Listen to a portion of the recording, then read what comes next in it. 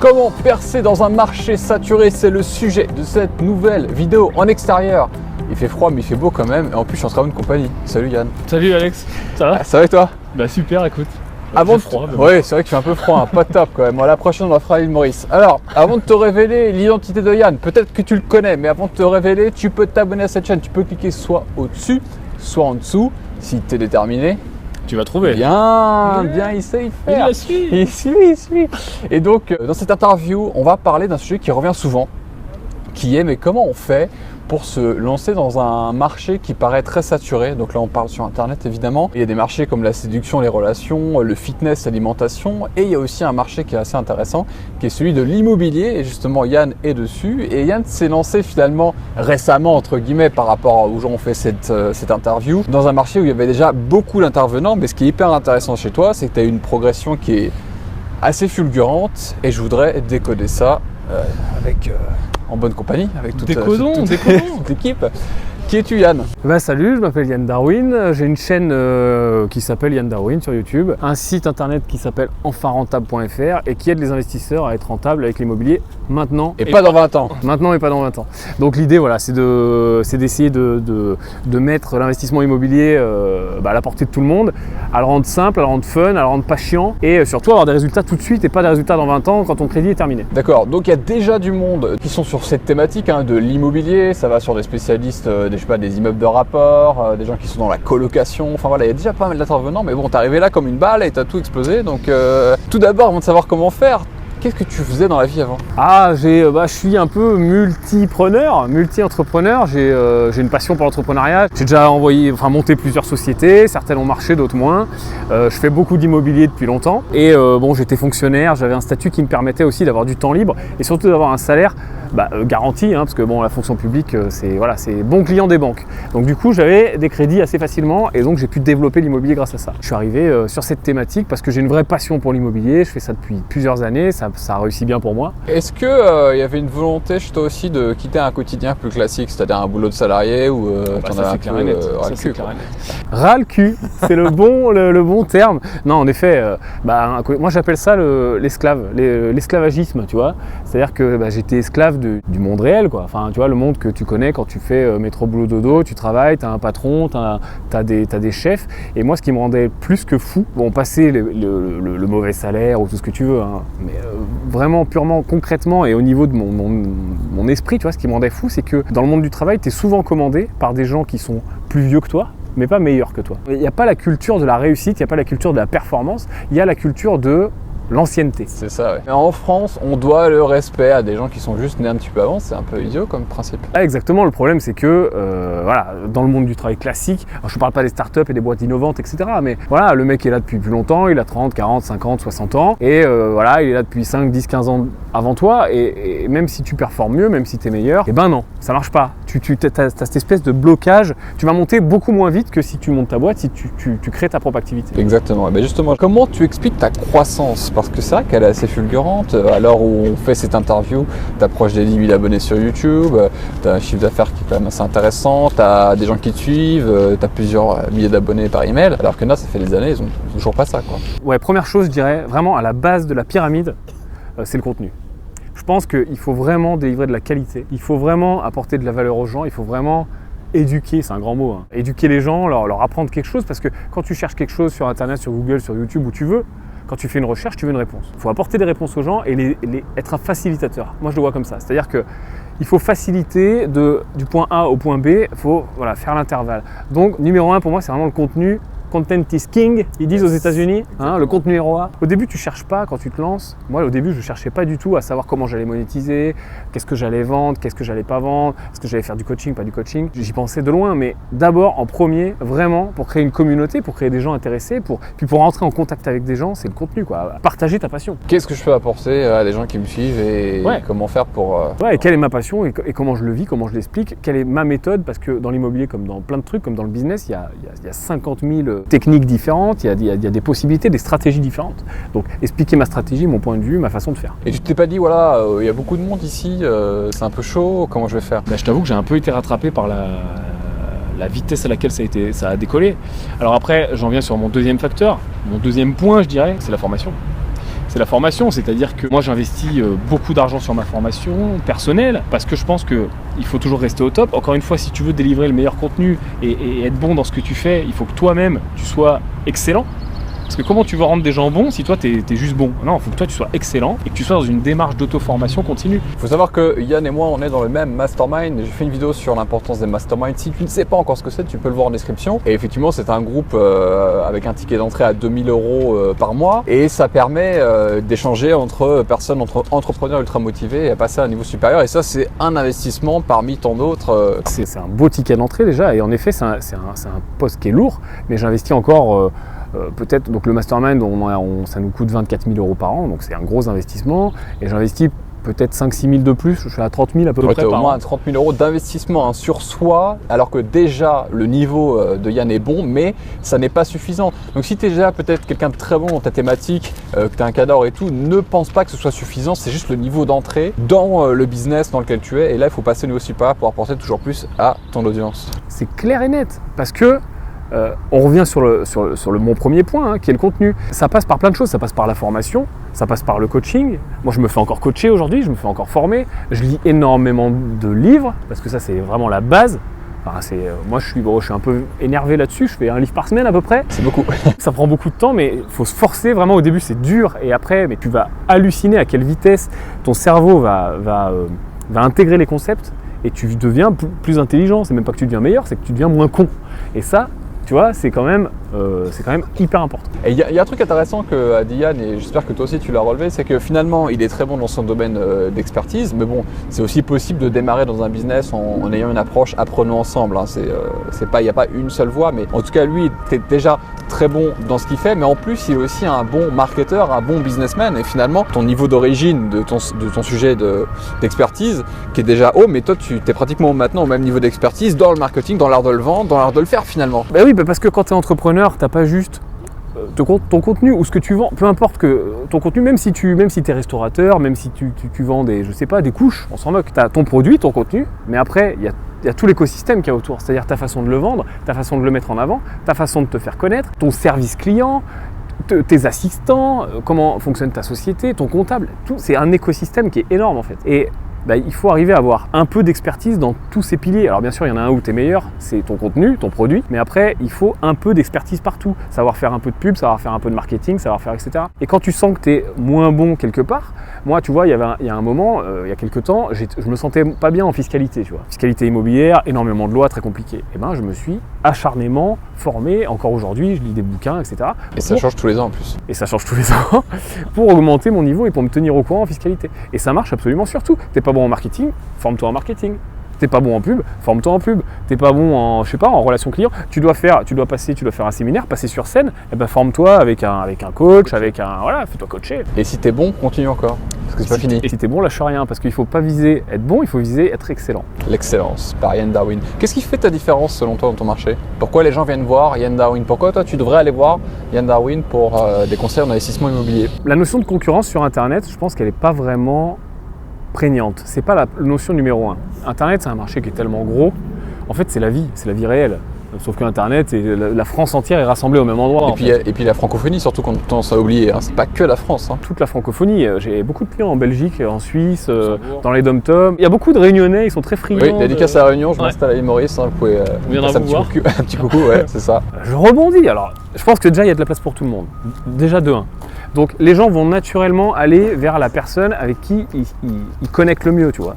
Moi, par exemple, les gens qui m'aiment vont peut-être pas aimer un tel ou un tel, et les gens qui aiment un tel ou un tel vont pas me blairer. Mais ça, c'est pas grave, il y a de la place pour tout le monde. Et après, en effet, deuxième point, tu as la notion de différenciation. C'est sûr que si tu es une pâle copie de machin, ça marche pas. C'est comme tous les mecs qui veulent, je prends l'exemple que tout le monde prend toujours, Norman, qui est le mec qui cartonne sur YouTube, etc. Tous les mecs qui font de la copie de Norman, du sous-Norman, ça marche pas, parce qu'ils se différencient pas, c'est Norman en moins bien. Donc voilà, si je me mets sur la thématique du business, je fais putain, Alex Ross il est énorme, putain, il est beau gosse, il est bon dans ce qu'il fait et tout, et je fais une pâle copie d'Alex Ross. Je copie tout ce qu'il fait, je parle comme lui, je m'habille comme lui, je me coiffe, non je me coiffe pas comme lui, et ça marche pas. Faut petite écharpe, long manteau. Petite écharpe, long manteau, etc. Faut se différencier, faut garder sa personnalité, partir de sa personnalité, et alors après bien sûr, tu as du marketing, du branding qui vient par-dessus pour construire ta communauté. Mais il faut partir de ce que tu es, je pense, et puis justement aller encore plus loin. Donc toi, tu dirais que vraiment les gens viennent te voir toi, Yann, avant d'aller voir la rentabilité maintenant et pas dans 20 ans, ou c'est le même niveau, ou c'est un tout? Non, en fait, je pense que les gens viennent pour le contenu au départ, et après, il y a un truc qui se passe. Soit ils aiment, ils accrochent, ils me trouvent sympa, ou ils te trouvent sympa, ou toi, ou n'importe qui, ils accrochent, ils restent. Soit ils peuvent pas te blairer, ils s'en vont. Enfin, tu vois, moi, il y a plein de gens, je pense que dans ma façon de parler, moi, je parle, tu vois, sur ma chaîne, je parle comme je te parle maintenant, je tutoie, quand je bafouille, je bafouille, quand je dis un gros mot, je dis un gros mot, mais je vais à l'essentiel et j'essaie d'expliquer les choses simplement, etc. Il y a des gens à qui ça correspond très bien parce qu'ils n'ont pas envie de se prendre la tête, parce que il y a des gens à qui ça correspond pas du tout. Peut-être qu'un cadre supérieur, banquier, chef d'entreprise, etc., ça va pas correspondre, il va dire c'est quoi ce mec. Mais c'est là où c'est très très intéressant de travailler sur Internet, parce qu'on arrive, on a le droit et même on est encouragé à être naturel, à être qui on est au quotidien. Et c'est un truc que j'ai jamais blairé dans le salariat, et d'ailleurs c'est pour ça que j'ai jamais été salarié de ma life, c'est vrai, c'est toujours se lisser, toujours se contraindre à des règles à la con. Et ça, c'est insupportable. Et je pense que toi qui nous regardes et tous ceux qui nous regardent et qui nous suivent sont à la recherche de cette authenticité, aussi ce côté, cette fragilité qu'on peut avoir en tant qu'être humain, aussi quand tu fais des erreurs, bafouiller, avoir confiance, douter aussi, c'est hyper important. Et on retrouve pas ça dans les gros groupes, dans les gros trucs de la, je sais pas, de finance, ou quand tu vas à la défense, on n'est pas très loin, là, au jardin des Tuileries, mais on peut voir la défense tout au loin. C'est horrible, c'est insupportable, c'est uniformisé. Et c'est vrai que toi, tu casses complètement ces codes-là, surtout dans l'immobilier. J'ai l'impression que l'immobilier, c'est un truc de papa, un peu un truc sérieux, entre guillemets, quoi. Ouais, tu l'as dit, l'immobilier, c'est un truc chiant. C'est un truc chiant, je suis désolé. Tu vois, les mecs, costards, on utilise du vocabulaire compliqué pour faire les malins. Voilà. Mais oui, c'est compliqué, oui, ça change tout le temps, oui, il y a des normes, oui, il faut les connaître, oui, il faut se former. Mais c'est comme tout, c'est comme l'entrepreneuriat, c'est comme n'importe quoi. Même un physicien, avant d'être physicien, il est passé par l'école et il a appris, il s'est formé, voilà. Tout est possible, tout est faisable. Et c'est vrai que tu n'es pas obligé, et c'est ça qui est beau dans le business internet, et d'ailleurs dans le business tout court, même dans le business en dur, quand tu es ton propre patron, c'est d'avoir cette liberté de dire mais fuck quoi. C'est-à-dire, voilà, moi dans la vraie vie je m'habille comme ça, ma personnalité c'est ça, je vais pas mettre un costard pour te parler. C'est pas vrai, il est venu en costard juste avant.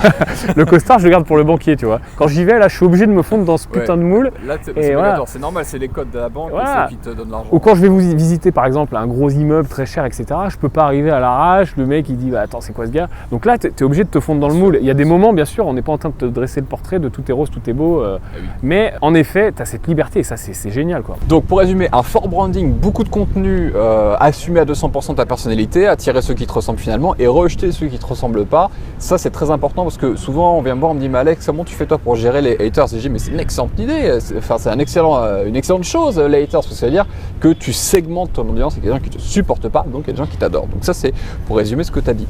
Maintenant tu as percé dans un marché qui était assez saturé déjà, où il y a pas mal de gens, mais quels ont été tes challenges pour y arriver? Là où tu sens que ça piquait un peu, c'était un peu compliqué. On passe tous par là. Les moments de doute ou de challenge, c'était quoi les plus gros selon toi? Il y a toujours des challenges. Il y a même des challenges sans les guillemets, parce que tu as toujours des moments de doute, tu as toujours des moments de démotivation, des moments où tu es seul, et parce que tu as lancé ton truc, et au début tu es tout seul, avant de créer ton écosystème, avant que ça grossisse, tu es tout seul. Les challenges, c'est de rester focus plus que le moment d'euphorie du début. Dès que tu lances un nouveau projet, on l'a tous fait, tu as une super idée de boîte, de start-up et tout, c'est un truc de dingue, tu brainstorm, etc., tu lances, tu commences à mettre en place, là tu es dans l'euphorie, tu es dans la grosse éclate, etc. Donc là il n'y a aucun problème, il n'y a pas de challenge. C'est l'éclate, c'est les premières vidéos, c'est les premiers clics sur s'abonner. Ouais. Et après, tu as un moment de creux, tu as toujours un moment de creux. Tu as les haters qui arrivent, tu as peut-être des concurrents à toi. Alors moi je n'appelle personne concurrent parce que je n'ai pas de concurrent, mais bon, il y a des gens qui se posent en concurrent de toi et qui voilà, bon, qui ne peuvent pas te blairer. Alors juste si tu comprends pas ce que veut dire Yann par moi j'ai pas de concurrent, parce que finalement on peut pas le cloner Yann. Tu vois, c'est ça. Donc il n'est pas en concurrence, mais on utilise le terme générique concurrent pour dire d'autres personnes dans le même marché, mais effectivement ce que tu dis est juste. Ouais, parce que les gens ont l'impression, tu vois, c'est ce qu'on en parlait tous les deux, des parts du gâteau, tu vois. Les gens voient le marché comme un gâteau et ils veulent tous prendre une part. Mais le marché est tellement grand, parce que là on n'est pas en dur, là on n'est pas à Paris au jardin des Tuileries où je m'adresse aux 3000 personnes qui sont dans le jardin, je sais pas combien on est. Ouais. Là on est sur internet où il y a toute la francophonie et il y a peut-être, je sais pas moi, 80 millions, 100 millions de francophones. Enfin, au bout d'un moment, quelle concurrence il y a? Il n'y a aucune concurrence. Les gens, ils veulent aller où ils vont où ils ont envie. Donc, passer cette première euphorie, là, tu as un moment, tu as toujours un passage à vide, tu as toujours un moment de galère où bah, c'est chiant de faire des vidéos, faut se poser, regarde, on a froid, on a mis deux plombs, on va trouver notre angle, il y a des voitures qui passent, etc. C'est pas tout rose. Mais il faut garder la passion, il faut garder le feu sacré et il faut être lancé et passionné par ce que tu fais. Et c'est ce moment-là qui est dur, d'être constant dans l'effort. C'est pas un sprint, c'est un marathon. Et d'avoir cette idée que voilà, arriver au kilomètre 20 du marathon, ça commence à piquer dans les jambes, ça commence à faire mal au cul. Et voilà. Je dis souvent, on mesure le succès de quelqu'un non pas à ce qu'il a pu réaliser, mais à sa capacité à se relever systématiquement à chaque fois qu'il se confronte à une situation difficile qui le challenge émotionnellement, intellectuellement, etc. C'est pas les faits, c'est pas le tableau de chasse, c'est est-ce que tu te relèves à chaque putain de fois. Est-ce que tu te donnes les putains de moyens de réussir ? C'est ça aussi le truc, parce qu'il y a plein de gens. Alors regarde, hier soir j'ai intervenu sur un séminaire immobilier, il y avait 150 investisseurs et il y a des gens qui s'autorisent pas à réussir. C'est-à-dire qu'on leur a dit c'est pas possible, que ça soit leur famille, le banquier, un agent immobilier, bon je parle d'immobilier, voilà, ou même dans le cas d'une boîte, tes amis qui te disent mais non, mais comment tu vas faire, ça marchera jamais. Et ben voilà, c'est fini. On ne s'autorise pas à avoir cette étincelle, ce feu sacré de dire mais putain, il y a des milliers de personnes qui le font, pourquoi pas moi ? Qu'on parle de business internet, de business en dur, d'immobilier, de tout ce que tu veux, ça marche pour tout dans la vie. De commencer à faire du sport, de n'importe quoi. Autorise-toi à réussir, autorise-toi à essayer, autorise-toi à y aller quoi. Le pourquoi pas moi, il se déverrouille justement là où tu te donnes l'autorisation. Dans le mindset, encore une fois, nous on est très proches sur cette analyse, sur cette approche de l'état d'esprit qui fait énormément de choses. C'est vrai que c'est ça qui va être un déblocage pour toi et pour passer à l'action. Et je te donne un exemple, moi j'ai une grand-mère qui est toujours inquiète pour moi, pour savoir si je peux gagner ma vie. Elle est mignonne, je l'aime. Mais effectivement, c'est une croyance, c'est une insécurité. Parce qu'il y a 50 piges, il fallait faire un boulot, je sais pas, à l'usine ou à la banque, avoir un salaire, un truc fixe. Aujourd'hui, l'Internet, pour elle, c'est complètement...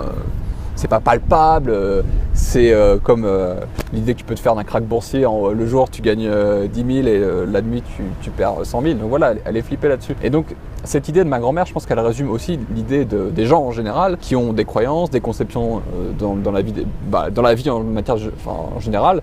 Et quand tu as brevet des masses médias et des croyances limitantes de ton éducation, plus tout ce qui est religion, si tu es dans une famille religieuse, etc., ça bride énormément.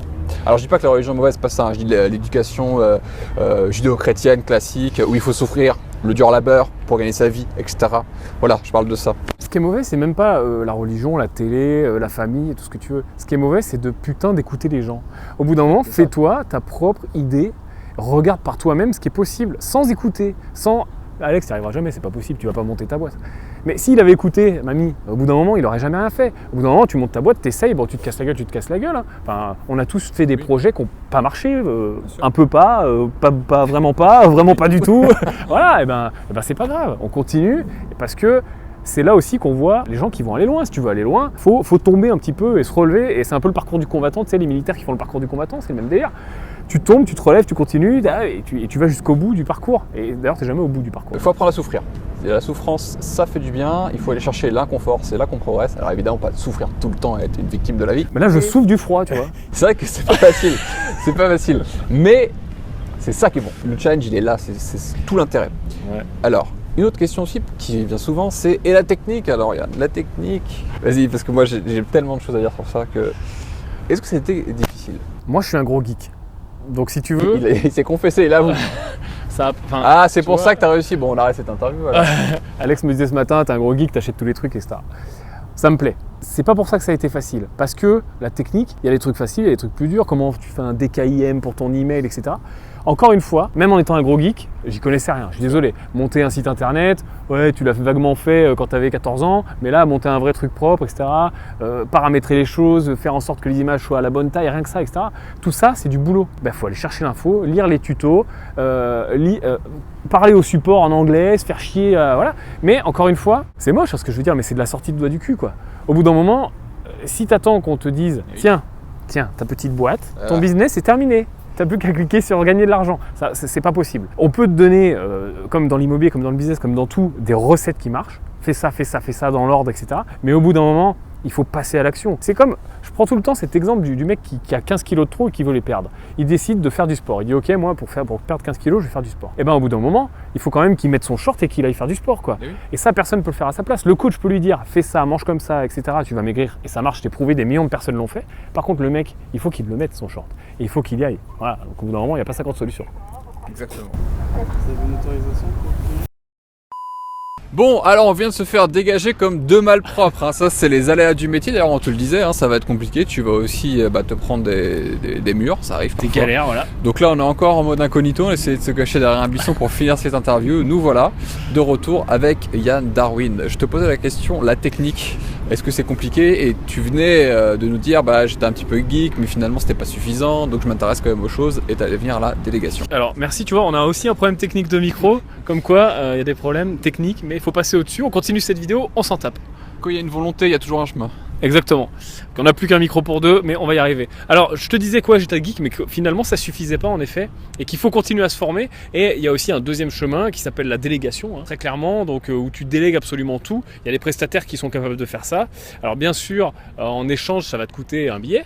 Mais par contre, tu vas gagner énormément de temps que tu vas pouvoir passer, par exemple, sur le contenu dont on parlait tout à l'heure, et sur la stratégie business, et sur plein de choses qui sont finalement beaucoup plus intéressantes que la technique. Parce que c'est vrai que la technique, c'est pas de la perte de temps, hein, c'est un métier à part entière, mais c'est un métier à part entière. Donc quand tu fais ça, tu fais pas autre chose. Donc là, même si je sais à peu près faire et j'ai quand même des facilités, je délègue de plus en plus. Et il y a des gens qui délèguent dès le début.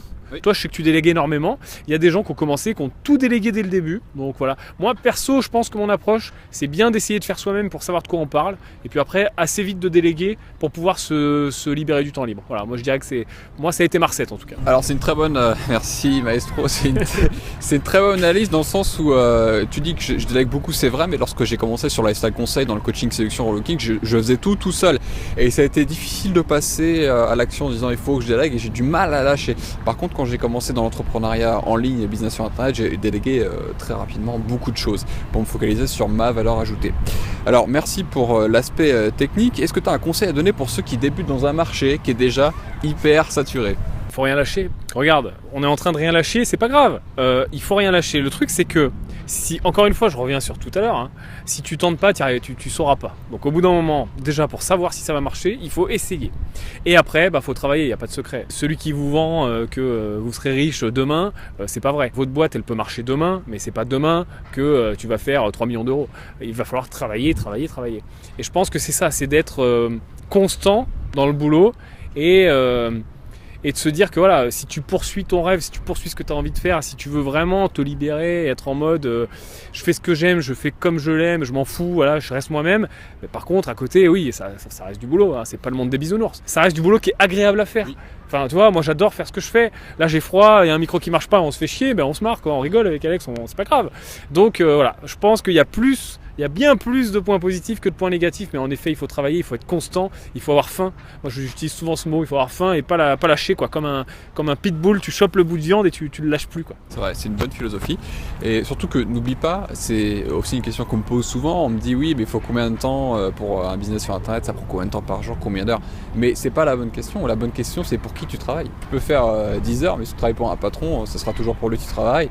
Et tu ne seras pas libre de ton emploi du temps quand tu es libre financièrement quand tu lâcheras ce job. Et c'est pas toi qui décides. Et tu sais que moi j'aime bien ça. J'aime que ce soit toi qui décide. J'aime qu'on puisse tous décider et qu'on mène la barque. Donc c'est pas le plus important, c'est pour qui tu travailles qui est le plus important. Et maintenant j'ai une question pour toi, Yann. C'est après une analyse maintenant de ton parcours qui est en pleine expansion, qu'est-ce qui fait que tu fais tous les jours que les autres ne feront pas et qui pourrait expliquer ton succès? J'ai une très bonne routine que je n'ai pas inventée, qui vient encore une fois des États-Unis parce que tu sais qu'ils sont toujours meilleurs et ils ont toujours 10 ans d'avance. Donc je sais plus, je vais te dire une connerie, donc je sais plus qui c'est qui a inventé ça, mais en gros, c'est que tu te dédies un temps tous les jours d'auto-formation. C'est-à-dire, je te parlais de lire des livres tout à l'heure, ça peut passer par lire des livres, ça peut passer par faire un coaching, ça peut passer par suivre une formation, ça peut passer par même regarder des vidéos sur YouTube, peu importe. Mais tu te dédies 30 minutes, 20 minutes, 1 heure, peu importe, tu choisis ton temps tous les jours d'auto-formation. Tu te forces. Alors, moi, je suis un peu hardcore gamer et puis je suis un peu dans la performance. Donc, en ce moment, je fais ça limite tout le temps. Mais même si tu n'as pas beaucoup de temps, même si tu es encore salarié, que tu es encore esclave, et ben c'est pas grave. Tu te dédies, tu te dis, ok, allez, 30 minutes par jour, tous les soirs. Parce que pour 30 minutes par jour, pour 15 minutes, pour 20 minutes par jour, il n'y a pas d'excuse. Il n'y a pas les enfants, il faut les coucher. Il n'y a pas ma femme, je ne l'ai pas vue de la journée. 15 minutes, au pire, tu fais ça aux toilettes, tu vois, tu peux le faire. Donc tu te dédies ne serait-ce que 15 minutes, 30 minutes, 1 heure par jour à ton auto-formation, à ouvrir un livre. Tu regardes, fais-toi une checklist de qu'est-ce qu'il faut que j'apprenne pour atteindre mon rêve, qu'est-ce qu'il faut que j'apprenne pour lancer mon business, qu'est-ce qu'il faut que j'apprenne pour devenir meilleur dans l'immobilier, dans faire du pain, dans fabriquer des peluches, n'importe quoi, on s'en moque. Ce que tu veux apprendre, tu te fais une liste, tu dis ok, pour devenir boulanger, il faut que j'apprenne les recettes, il faut que j'apprenne à tenir un fonds de commerce, il faut que j'apprenne la fiscalité, il faut que j'apprenne, etc.